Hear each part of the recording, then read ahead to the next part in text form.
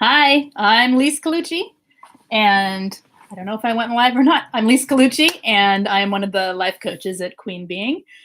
I am here today to offer you some live video coaching as you discover, understand, and overcome narcissistic abuse in toxic relationships. And I see that Tam's here. Hi, Tam. And I have a weird light. Let me get rid of that crazy light. Crazy. Okay. I don't know why my camera seems at a funny angle tonight, but we'll go with it. Anyway, hi. So today hi, Misty. Today, let's see, I had a question. Basically, I've been asking questions to open the live stream. And the question today was raising self-esteem and self-confidence when you doubt yourself and your decision, your abilities after narcissistic abuse. Hi there, Darla, sorry. You'd think with the bigger screen, my eyes would work, but I'm having crazy eye days lately. Anyway, so self-esteem and narcissistic abuse. Those two things seem to affect most people. There are a lot of ways to help raise your self-esteem. Number one is I'm starting a self-esteem group coaching course or program that is 4 weeks, starts next week on Monday, and it's Monday or Friday. And I'm hoping to give some coaching around that topic in particular and make it really fun. So I'm hoping that by the end of it, we're all laughing and not feeling horrible about ourselves. So there's that. That's one way. Another way is to start looking at the things that you do in a day that you feel success about. So if you feel like, little things, paying attention to the little things that you do that slowly build upon each other to give you self-esteem. Hello, Shastina. Hi. I'm seeing some of Angie's people, and welcome, and thank you for joining me too. It's fun. And ask questions, because that's what gets me going. I'm not as fluid as she is with the speaking to no one, or rather to everyone at once, I should say. So self-esteem, how does it affect you guys? It helps me to have some questions like directly I can answer. I would say that, understanding what happened, understanding that somebody took your worth and pretty much trashed it. They pretty much, stomped it into the ground because of the abuse that they put upon you and because of their need to devalue other human beings. And understanding that that isn't you, that's them. That only goes so far, but it really is just it's not you. So you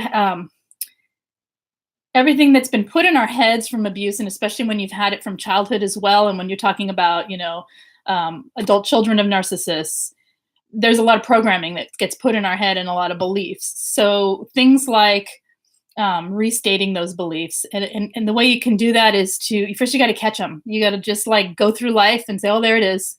There it is again. There it is again. Okay, I can see I believe this thing. And then you take that thing, and when you catch it the next time, you just have to tell yourself not that this is a piece of information that isn't mine. This is programming. And pretty much turn it around to something in the very least neutral, but positive's the aim. Sometimes we can't go straight, and I think I've talked about this before, just finding really, like if you think I'm stupid, I can't do anything because it's been programmed in your head, you can say, stop. I'm completely capable. I can do this thing. Or I don't know how to do this thing. Maybe I'll learn. Or I don't really care about this thing. It can be lots of ways you tell yourself. So it's pretty much the things you're telling yourself are what becomes your new programming, and you're reprogramming yourself to believe something that is more accurate and more healthy for your psyche and for your life. I want to do videos with my coaching, but I have excuses as to why I can't get one done. My self-esteem has not rebounded. Say more about that. What are your excuses, if you don't mind? I'm going to put you on the spot. If you don't want to say, I'll just make some up. But it's hard. It's okay. So there's boundaries, right? We have boundaries that we learn to place after we are abused. And sometimes we mix that up with fear. And we think, oh, I can't do this. And I'm not articulating well tonight. I'm sorry. No one wants to watch them. You know what? One person might. It doesn't matter that no one wants to. It's like, I don't know how many people want to be watching this either, but I'm just talking, right? It's not about me. That's just what I do. When I come on to do a video, it's not about me. It is not about me. Honestly, I barely looked in the mirror. I went, okay, the hair's not sticking up completely. Let's go. And frazzled, I'm putting it all on. I'm going crazy. It isn't about me. It's about getting information out to people who need it. And when I do that, it takes away my um, judgment of the situation, and it makes it about the other people and hoping that I'm conveying something that is useful. And if not, they can turn it off, I figure, and they won't enjoy them. And yes, there's that. Maybe no one is enjoying this, but maybe one person is. And it's sort of putting myself. We hyper focus on our negative traits. We hyper focus on what could go wrong because first, it's human nature to do that when you're putting yourself in the spotlight like this. But it's also, I mean, it could be anything. It could be, I'm afraid to order coffee. I'm afraid to go to the grocery store and stand in line because people will judge me. It could be anything. Making a video is a big one because you are putting yourself out, in front of the public. But it could be anything that this happens with. And we're trained because of the abuse, the grooming that happens when you have the devaluing is it makes you hyper focus on all your negative traits. So, I mean, all a narc has to do is just look at you wrong or look at you in a way, and you know exactly what that means. And you start condemning yourself before they say anything. And because it's a slow grooming to get to that point. And because of that devaluing, we just keep doing it. So when I start putting myself in, when I realize this isn't about me, this is about getting information to other people, giving other people support, letting other people not feel so alone. Hopefully, giving information if people need coaching, they know where to find it. They know it's available. They know there's groups available, because a lot of people maybe don't realize and they're all alone and they feel isolated. So if it's not about me and it's about other people, I don't have the same judgment on myself and I just do it. I don't know. I hope that helps a little. Nobody's talk to me, people. I don't have much else on that, Misty. I think it's realizing that you're putting the negative focus on yourself. Hello, Nicole. I have to make up a noise for that spirit animal so I can growl at you. Let's see, Misty. Before I moved, the problems were going out in public. Now I can go anywhere I want in my new surroundings. Yeah, that makes sense because you were in a environment where you had the abuse happen. So it was probably really kind of traumatizing to be in that environment. Alone and isolated, that's me. Oh, Shastina, well, I'm here now. And we have lots of people in the room, so you're not alone right now. We actually aren't alone. If we can learn to hold ourselves and learn that our emotions are safe to feel, when you can feel safe having an emotion and you can be there for yourself, you realize you're not alone. And I understand that isolation, it sucks, but I'm glad you reach out and you come into these chats because I hope it helps. I hope it gives you a little connection back with other people. And you can talk as much as you want and I will reply to you and then you're not alone. Yes, this helps, says Darla. Nicole says, you bought the book, Getting It Friday, the book that I read the little excerpt from. Okay, maybe. So back to the self-esteem, and you can see where what I was talking about was the devaluing, creating a pattern of behavior in us where we instantly go to our judgment of ourselves. I'm going to move this camera; it's making me crazy. And Angie's book. Oh, sorry. I know her name. I am horrible with names and I'm completely frazzled right now. So, Echo. Oh my gosh, I'm in the book and I can't Echo. Yeah, Echo, but evolution of Echo. Evolution of Echo. Evolution of Echo. Yes, I'm glad you got the book. Mine has not arrived yet. So, let's see. Everyone's answering for me because I'm flustered. Anyway, back because I'm getting all crazy with talk about being devalued. So if you can turn around that behavior of having a feeling of fear and then judging yourself, you can start to raise your self-esteem. You can also realize that you are worth more than what the narc has put in your head that you're worth. if people don't want to watch, they don't have to. It's okay. You're putting information out there for other people. So I encourage you to try it. And you know what? If you don't like it, you don't have to air it. That's the other beauty of the video. You can make it however you like it. Hi, Deborah. I had another question about anger that I will go to. I hope I answered the one about self-esteem a little bit. It's a big topic, and it's a lot easier to talk about when I know exactly what someone's dealing with. I'm much better with specifics than larger,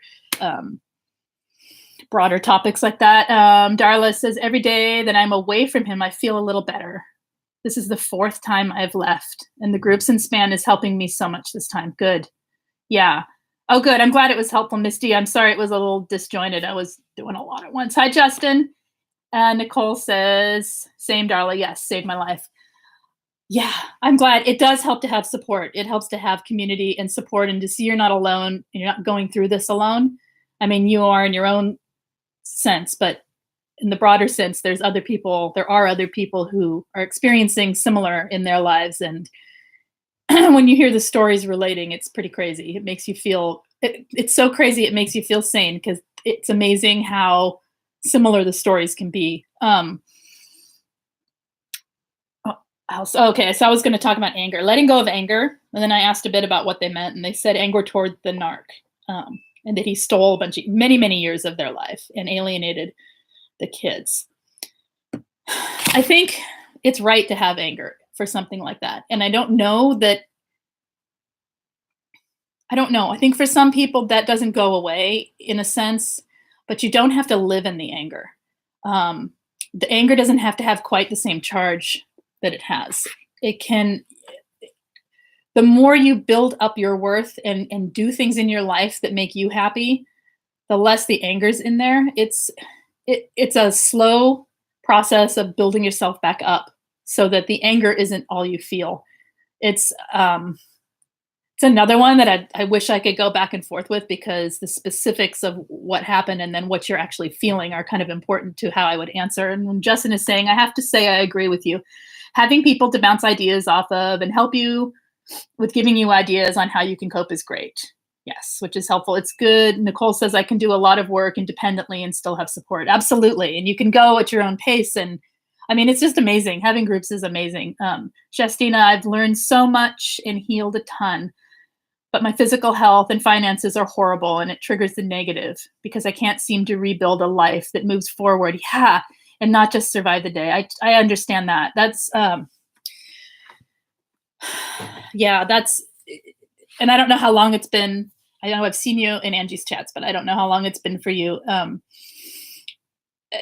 think it's finding small successes, Shastina, when you have physical limitations or health issues and financial issues. It's finding things that have nothing to do with money and nothing to do with productivity to make you feel like you have worth, because you do. Just that you are, a breathing, loving, kind human. You have worth, and we equate it so much with what we make and our productivity. And I feel like if you can build up a little bit of that, like a little all the time, finding things that don't cost anything. Your heart, your expression, your creativity, anything you can bring into your life. I mean, maybe that helps a little. Maybe I'm just talking, but, and I don't know what you've tried. So I can see that where you're going with it, to not just survive the day, because yes, we want to thrive beyond this, not just hang in there, claws, teeth in, hanging on to life. We want to be able to enjoy our lives and thrive. So I'll think of some things for that, because that's a good point. When you don't have money and you can't do a bunch because of health, what do you do? Some people paint, some people create, sketch, cheap, inexpensive ways, doing deeds for other people, that volunteering with phone calls, or to do something where you can do it even from bed, if you're in pain or you can't get up. Just finding ways to bring meaning to your life that don't require money. And I know that the whole point would be then to build a life outside of that. But I feel like as we do things like that, our passions and our like zest for life sort of wakes up. So I don't know. It's worth a try. I don't know if any of that sounds good, but let's see. Deborah says, yes, it makes you feel sane and less lonely being part of a group. Absolutely, it does. Nicole says, you can use anger as power and the ability to grow instead of using it to hurt someone. Yes, you can. You can use it as power. It can be, without talking to the person directly, I have seen it in play where a person says they have this camera, I do not like it today, this big hand. Sorry guys. This a person was saying they didn't like their anger, and I saw the anger come out, and it was beautiful because it was defending someone else. I mean, it was so beautiful it almost made me cry to watch them speak to someone from that anger, but so lovingly. And, it really can be used to better things. So, I mean, it really is how the anger is manifesting. And without her here, I don't know what's happening. Tam, you say, yes, Nicole, channeling it toward purpose instead of reacting to the crazy making. Yes, channeling it toward purpose. That's kind of what I'm talking about too. Shastina says, I try my nature photos and crafts, but only get so far. Part of the problem is the inability to focus. Still a fog that doesn't go away. Okay. Have you tried timers for focus? That helps me a lot. Obviously, I get distracted. If you can't tell on here, I'm great one-on-one and talking to people in person, but when I'm sitting here by myself, I get a little distracted. So sometimes setting a timer, like I know I have about 17 minutes and I have to go. So I'm trying to get it all in here succinct, but an actual timer can help you stay focused. If you're working on, do you edit your photos on like Photoshop or something? You can set a timer and, do it for that amount of time. You can queue up a few songs and do it for that amount of time, finding little tricks to keep your attention. I totally get the fog. Sometimes we have to make it go away. It just won't go away. And then sometimes we have to accept that it's part of PTSD, and the more you work with it and the more you do things to help calm your nervous system down, like mindfulness meditations can help. And those you can do from home for free. Things like that can help you sort of recenter and calm your mind and your emotions, and it can give you a little less fog and a little more focus. Excuse me. And then you can maybe do some more with your photos and, start posting them places and join a photo. I don't know, Flickr used to be big when I was doing photos. I don't think people go on there much anymore, but Instagram, obviously. But, if it's nature photos, find a landscape group. In fact, I know of some that you could, I don't know if there's groups or if it's just groups of people, but if you message me, I can see if I can get you some hookups, and you can people share their photos and they talk to each other and they compliment each other. And it's kind of a great way to have sort of a social exchange without it being, too intense, or actually in person, an online social exchange that's fairly safe and all about photos. So getting into the things that you're doing is I think, a good idea. Justin says, if you can run, I would suggest it. Yeah, I'm not sure what health issue she's talking about. It might be difficult. But there are things from home, that you can do too that aren't quite as intense as running. Let's say Jack. Is that Jack? Is Jack Lemon? Is that how you? Okay. What is your name again? Is it Jonathan? You're a bit lost on the discussion. Help.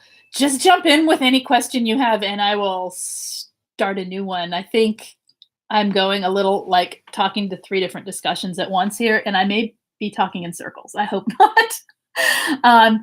Deborah says, I think you're on point with what you're saying. Having minimal finances and health challenges caused me to redefine a lot of beliefs concerning productivity and progress.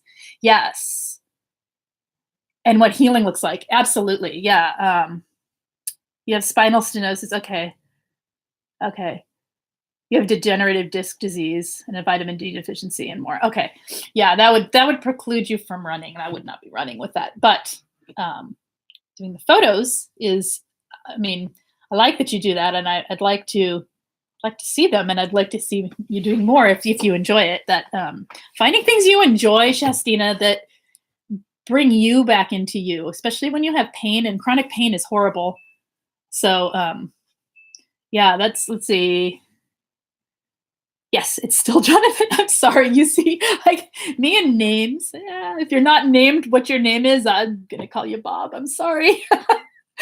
Justina, me too. Okay, yeah, you guys both have the pain thing going on. What do you do for Jonathan for when you feel like what was the whole let me go back. I can't go back here. Let's see. Her original thing. Can't rebuild a life that moves forward. Having difficulty rebuilding a life that moves forward when you have the chronic pain going on and health issues. What do you do, Jonathan? Less self-judgment, compassion instead of criticism. Yes, absolutely, Deborah. You don't want to become your disease, illness, or infirmity. Obviously, we don't want to become those things, like to have it define us. But at the same time, we have to respect that our bodies are in pain and our bodies are struggling. So I think it's a balance. And yeah, Elise knows my woes with chronic pain. Yeah, I have enough myself, but nothing like that. So I fully have compassion for you guys. Justina, I will post a few to Spanley of my pictures. Thank you. Absolutely. I love photos. So personally. Jonathan says I've been doing a lot of Epsom salt baths this week. Is just awful. Yeah. Is the cold weather getting you too? It seems to be kind of a painful week for people. So anyone else have anything they want to talk about? I have a group after this, so I'm gonna keep it again, like I have like 15 more minutes. Otherwise, I will just keep going. You want to talk about your adult son. Okay. About what I have experienced, but I'm not sure how. Well, what about your son do you want to talk about? What specifically? Or what in general? Recommended reading articles or videos. Oh, you want to talk to your adult son. I see. I will get glasses one day, you guys. You want to talk to your adult son. I think Angie has a video or 5 or more. I think she has quite a few, but I know there's one in particular that is useful for talking to family members about what's gone on. Was this his father? I mean, was it somebody outside of the family? I don't know who the narcissist was in particular in relation to your son. I think it depends on who it was, how you would approach it. No, it was not their father. It was just something you experienced. And did he experience the narcissist as well? Or is this someone that he kind of knows peripherally or doesn't know at all? Jonathan says, yes, a freeze came a few days ago. Yeah, the cold's brutal on the pain. Shastina hugs to you. She says, Jonathan, it's hard. You only take anti-inflammatory and Tylenol for pain and ice packs. Yeah, it's really hard. Let's see. Darla's saying no. He met him twice in 2 years. Okay, so it's not someone that he knows. It's not someone that he has any personal relationship with. So you want him to know what you've been through. And if your relationship is a close one with your son, I would say, first of all, I'll look for the videos because I know I can think of one. I just can't think of its title right now that Angie has, but it's kind of one of those things like, how do you bring it up naturally in a conversation? Do you guys talk about what you've been through? Or, I mean, in what way and what part of it do you want him to understand? What do you want him to know about it, because there is a point of like how much information is too much information, and um I guess I'd ask, what is your aim for telling him? What are you hoping for by telling him things that went on?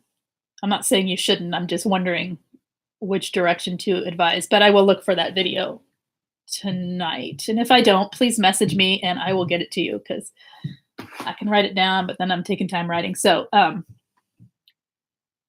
how to have a difficult conversation. I don't know what you mean, Tam. What do you mean by that? I'm not sure. Anyone have anything else in tonight? What do you guys? Oh, that's the video from Angie. Okay, thank you. Thank you for finding that. She's like the awesome research gal here.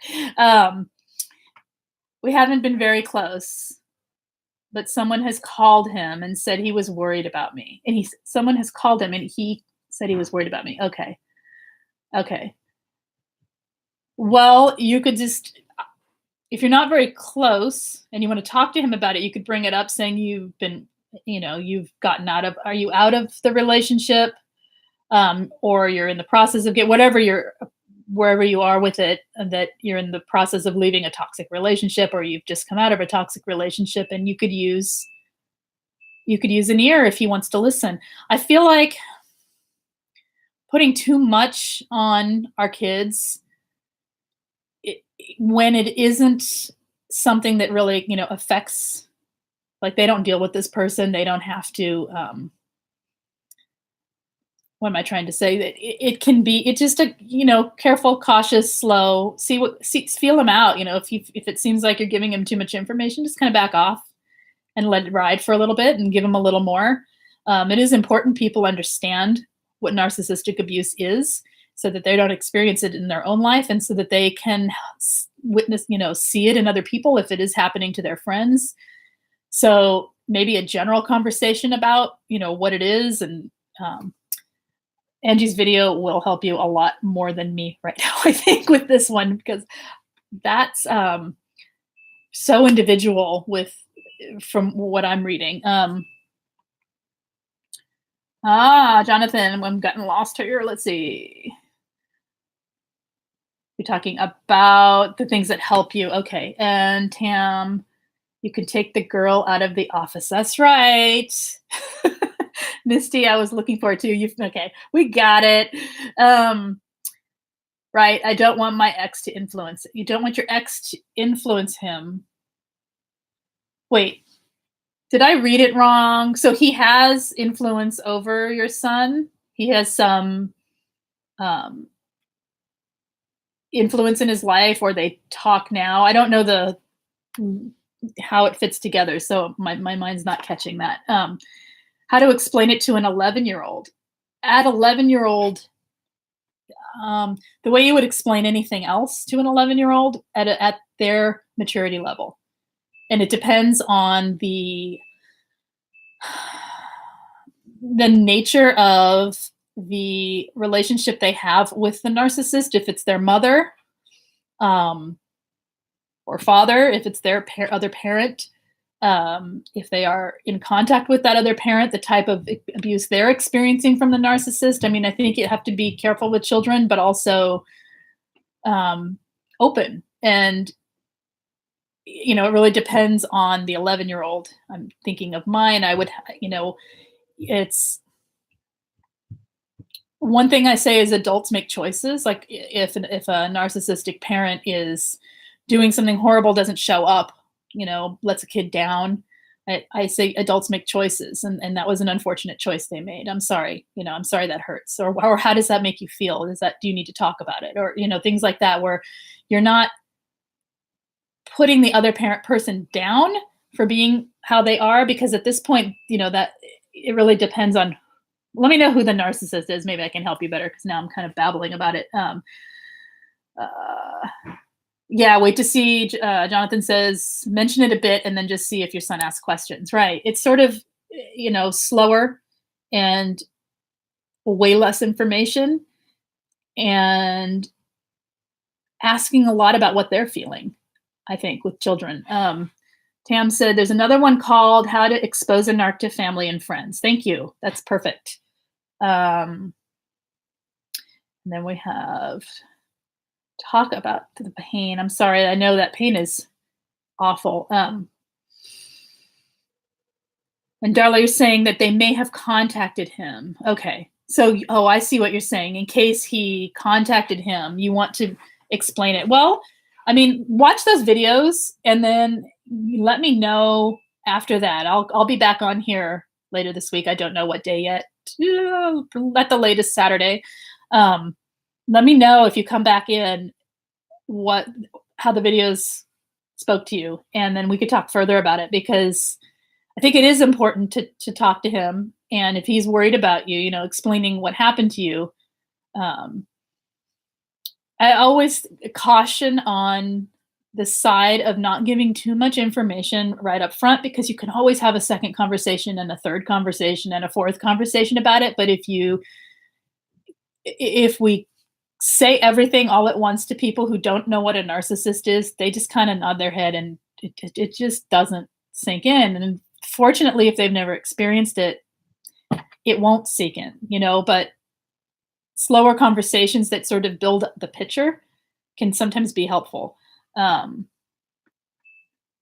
Let's see.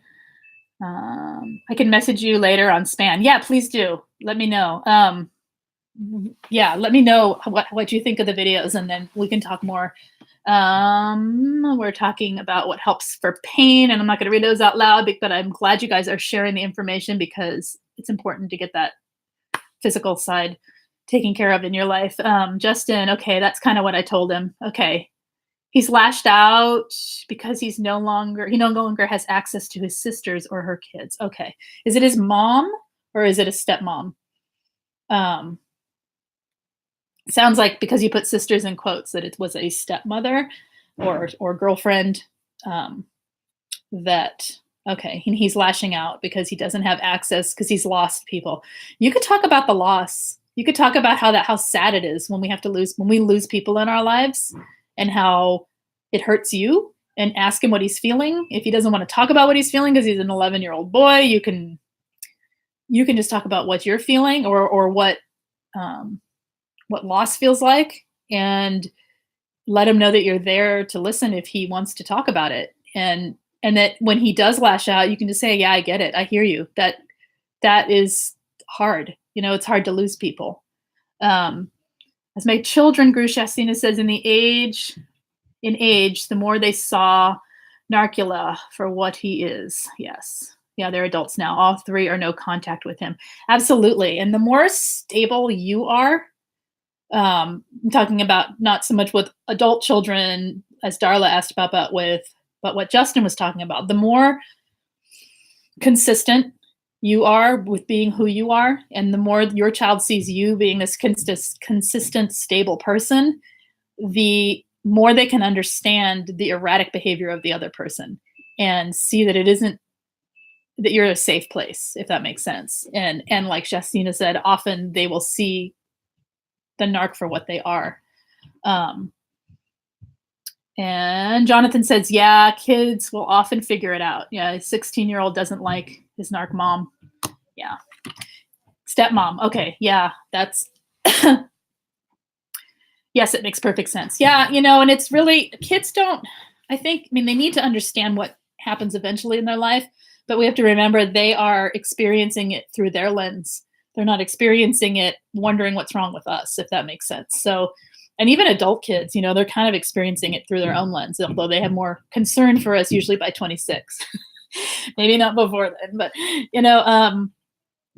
and so his experience is going to be completely different than yours. So I would address it based on his concerns and his issues. And then you can add things, like, well, adults make choices and her choices hurt our family. Things like that. Her decisions hurt our family. And it became, he saw enough. Anything else? What time is it? We are close to my time here, but anything else anyone wants to talk about? If not, I will close up here pretty soon. Shastina, my son, when 11, was angry and scared, but wouldn't admit it. Yeah, he didn't want to discuss it. He seemed to be uh, wanting. I'll post in span. Yeah, I'm thinking of 11. I've got 11 here, and they get angry. They're at that age where the hormones are kicking in and they're changing, and they no longer have that wide-eyed innocence either. And but yet they do. They're still babies in some ways. And yeah, I think addressing that without pushing it. You don't have to. What are you feeling? What are you feeling? Kids don't want to answer that, but addressing it when you see the rages or the outbursts like that can be really helpful. Um, yeah, yeah, and it's especially, I don't know. You said son, yeah, boys. Girls have a different reaction often to it as well. But good night, Tam. Good night, Deborah. You're welcome. I appreciate you too. Thank you for coming in. I appreciate everyone who is coming in and joining me, or else I would be sitting here talking to myself. That's no fun. So it is hard at 11. Yeah. Jonathan says, I remember being very angry when I was that age, and the emotions were slurry. Slurry is a great word. That's a great description. Misty says, my daughter 11 and is 11 and has her moments, but it is crying that she does occasionally. Yeah, it's hard. It's hard on the kids, and that's the most unfortunate worst part of it, in my opinion, is that the kids don't have a fair chance because of the narcissist, and it's not a normal breakup to begin with. So, and you're doing your own healing, so it's difficult. I would say the more you heal as well as parents, the more you can really get self-care into your life, and the more you can demonstrate what self-care looks like to your children, the better it is for them, because then they can, first of all, model, self-care. They may not do it right away, maybe in their 20s or 30s, that they finally go, oh, that's what dad was doing, or mom was doing, or my mom taught me this to take care of myself, but it's it also helps kind of get you out of that fog when you are actively working on self-care, so that you can focus your attention on them and you can focus on what's going on in your day instead of all the stuff from the PTSD and the trauma. So what is, some people are talking, fighting a sinus headache due to this bad cold. Oh yeah, yuck. Okay, yeah, come in when you can and tag me, because I don't want to miss it. And my Facebook app is, I don't know if everyone else's Facebook app has gone crazy, but I can't find things this week, like at all. So tag me so I can. Let's see. Misty says, luckily it is breaking the cycle. His family is long. Like, it is breaking the cycle. It is breaking the cycle. It is unfortunate that they've had to experience this. It is very fortunate that they have you guys as parents to, nurture them and pick up where these other people can't do their part. Your kids were discarded with you, pretty much. Yeah, it's the fortunate, unfortunate part, right? I mean, it's really unfortunate, but it's way easier that way than having to fight for custody. So, yes, boys and girls respond differently, and they have yeah, they do. You've missed stuff with the Facebook app too. Yeah, I don't know what's going on with that, but I hope they fix it, but because it's not making me happy.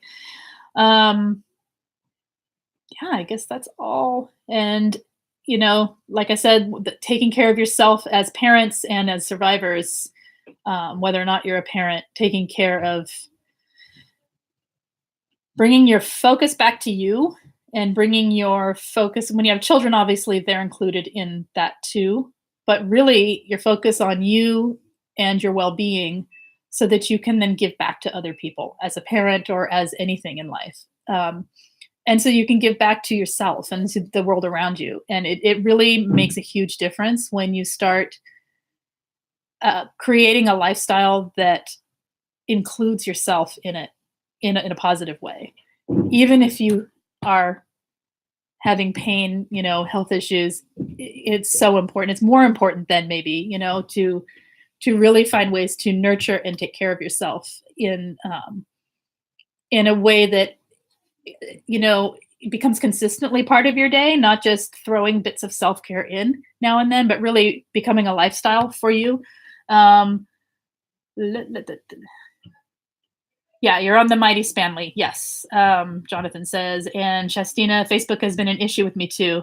Wouldn't even let me change my cover photo. It wouldn't let me post the link to this group. That's why I posted it late. It would not let me post a link at all for, I don't know, 10 minutes. I finally got it to work by refreshing like 7 times. And I don't know what's up with it. What a pain. Oh, well. It could be worse, I guess. You're on Spanley and Span. Okay. Yeah. So we'll see you guys over there. And I think that's it.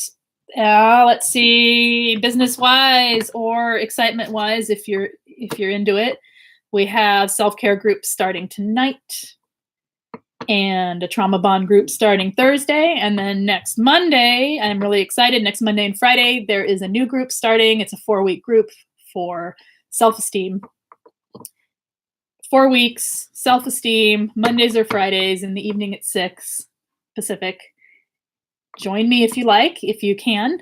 It is an hour not video coaching like this, but actual individual coaching in a group, so group coaching, and on video. And then there's a messenger chat that goes with it, so we talk throughout the week and check in. It is $60 for the 4 weeks, so it comes to about 15. It comes to exactly 15 a week, not about. And anyway, if anyone wants that or is interested in that, I can put the links to all the groups. It's called Self-Esteem. It's part of the Personal Power series, and it should be great. So check it out. I also had a scholarship offered. I had people donate to other people joining groups. So I have a couple right now so there are a few available to people in need who really need coaching or really feel like it would help their lives but cannot afford it. So if that is you and you would like that, email me, Coach Lise, Lisec @gmail.com. And I think it's in the link. If not, I'll put it in there. And give me a bit about your story so I can get you in the right group. And if if more people than I can help at this point in time, I'll keep a list and I will let people know when it becomes available. And basically I am matching any donation. A couple people have donated, which was amazing. This came out of nowhere. I didn't ask for this. They just offered me this. And I said, well, if you're giving that, I'm giving it too. So I gave, I'm offering it as a match. So people who gave 2 groups, I gave 2 groups. Excuse me. People gave me money for 2 groups and I added 2 extra people into the group. Anyway, if anyone needs that, check it out. And I'm going to go. Let's see. How do we find each other then? What are we doing here? Oh, you two are talking, right? You're asking Jonathan how to find each other? Or are you asking me? I don't know. Oh, yeah, you guys are talking. Okay, that's cool. Let's see. Lise knows I won't even create it. Okay. Maybe you find her, Jonathan. And that's it. I'll see you guys next time. I will probably be back Saturday, if not before. I have to look at my schedule and I don't have it in front of me. I'm trying to video live stream 2 nights a week at about this time. And I'll add another one if people are interested or if it picks up and we have, enough interest. And that way you guys can get some video coaching. If you have questions or if you just want to hang out and not be alone, then be here. So I will talk to you guys later. Thank you for coming. Bye-bye. Bye.